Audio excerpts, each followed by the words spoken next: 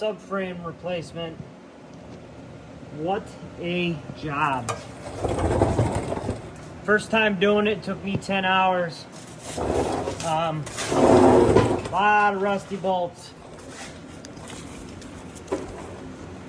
It's not that it was particularly hard, it's just every single one of these bolts had to come out.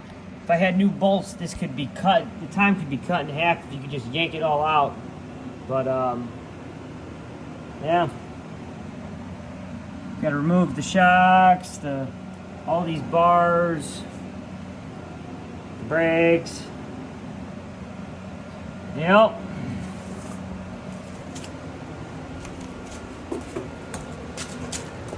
There's the old subframe. Look at that. All right.